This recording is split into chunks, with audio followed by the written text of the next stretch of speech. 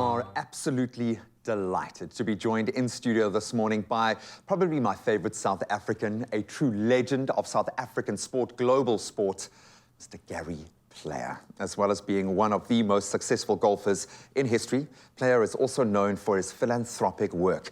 He's probably done more for other people than anyone else that I've ever encountered in this career of mine. And he is back again to do even more within the communities that he is so emotionally invested in through the Gary and Vivian Player Foundation.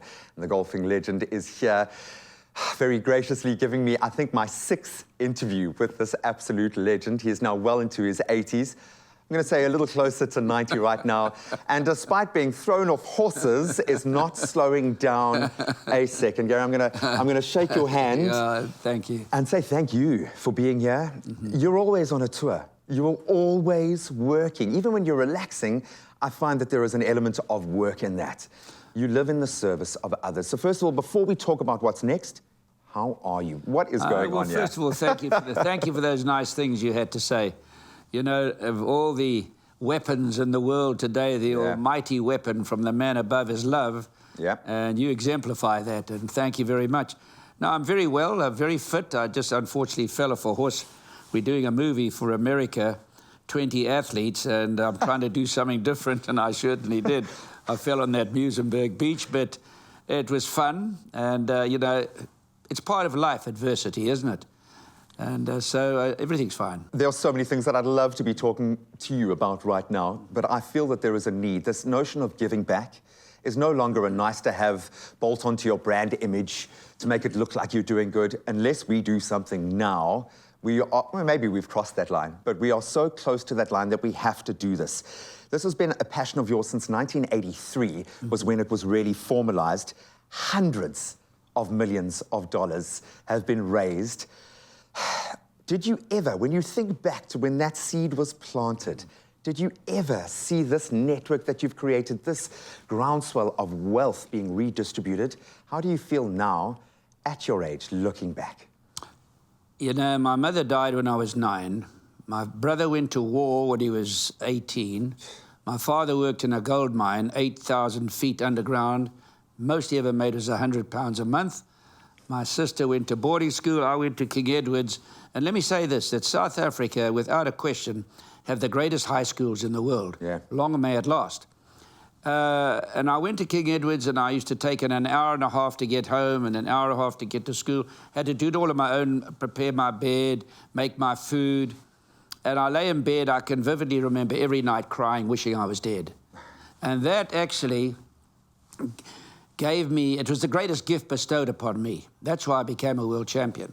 And it instilled something in me. It was part of my DNA experiencing that I said, and I can remember saying, when I'm a champion at something one day, I'm going to help other people that are struggling like me. So it goes back not to 1983, it goes back to when I was 9 years of age. And through the grace of God, to become a world champion and being in the position I am, one of the great joys of my life is giving back. We just gave a school in America $700,000. We just, my school, Blair Athol in Johannesburg, and my wife before she died, and I had a special wife. We were together for 72 years. Wow. Just before she died, and she died in my arms, she said, keep that, I get quite choked, keep that school going and those kids forever, which we will. It'll go on in perpetuity. So, you know, we live in a life, and I think the one word is lacking terribly amongst all people is gratitude. Yeah. How many people ever say, thank you for my bed, thank you for my shower, thank you for my friends, thank you for I have food on my table. You know, having traveled more miles than any human being that's ever lived now, and the things that these eyes have seen is remarkable. What I've seen, people will never have what I had at lunch yesterday in their lives. Yeah. They'll never have a bed like me, a shower, clothes. I mean, you know, we've got so much, and, you know, I go on my hands and knees every day of my life. I never miss one day, because a man is never so tall as when he's on his knees. And there's so much to be thankful for, isn't it? I have a bird's eye view of South Africa. You have this view of the world. And so many threads have been tied together through your journey, whether that's been conscious or unconscious. I'll never forget walking down the hall, your brag wall with your photos with Elvis and all these incredibly influential people. And it hit me back then what you were doing was near impossible. You were the ultimate disruptor. You were pushing back. You're even doing it now when the world is saying, act this way, you're pushing back. Where does that strength come from? Were you just blessed with this unbelievably strong heart? Is there a moment? How do you keep finding the strength to put your hand up and say, I don't care what anyone else says about me. I'm going to do it my way because I need to help other people? Well, first of all, we live in a very strange world now, very different compared to when I was a young guy with all the technology.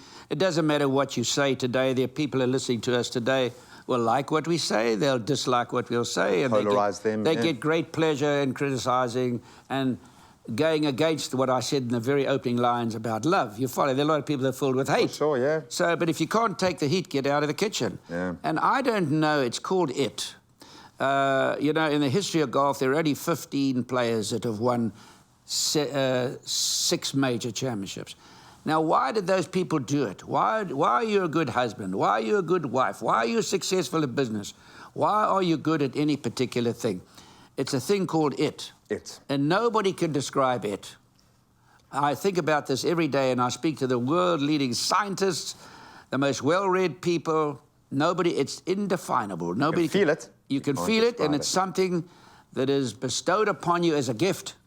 Despite this, despite saving the world every day, you are still going back to the base level of your sport and creating rungs to climb for young golfers to be able to emulate. And boy, isn't that exciting when you get to see a young golfer start to become. Well, you know, this is something that I really enjoy, seeing the young guys coming along and the opportunities they have and the money they play for. I mean, I can't comprehend, but it's wonderful. It's wonderful to see that, because we all laid a foundation for this to take place. For sure. But of all, you know, how many are going to make it? If you look at our tour of young guys, all highly talented, we make the courses here, however, too easy for them compared to America. Maybe you want to say that straight into camera. And they're getting a bit of a false impression of their game, because when they go overseas, it's a different story. And, you know, the last time we had a major championship winner in South Africa is 10 years ago. Sure. So every business is overheads of vanity and profit is sanity. So we got to get somebody to now come to the fore. Somebody will, and it's very exciting. But I see hundreds of young guys a year, and a lot of them come to me, how do I become a champion? Of which I can't tell them, because it's it. It's it. And they are phenomenal golfers, but they don't arise to the occasion. So it's like everything. Only a few actually make it. Only a few. And then they spend the rest of their life paying that back. They pay. Well, that's great. And isn't that nice to get nearly 90 and still have energy? That's a big blessing. Energy is a great attribute. To be able to travel around the world, I was just in 5 countries in 10 days. I went to the farthest sun in America. A week after that, I work hard at 90 as I did when I was 20. To have energy is a great blessing. Well, we're going to get a few little clues as to why you have that energy. I want to chat about your physical journey in just a moment. We're going to put you in the kitchen so you can give me some energy and whip me up something delicious and healthy. There is a reason why Gary is still falling off horses at nearly 90, because he has it. And we'll try to discover what that it is. But such a pleasure having Gary Player in studio today. I cannot tell you how much I'm relishing the chance to see you before you jet off to the US again. And of course, we have an opportunity for you guys at home, and for the right person, this is priceless. Gary Player is giving away a signed cap to one lucky viewer.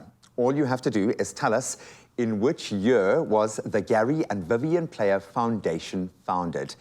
Giving you a tip, let us know on Expresso's Facebook page, and that competition will be coming to a close pretty soon, so get on it. But you can find all the terms and conditions on expressoshow.com. Gary and I are into the kitchen when we see you next.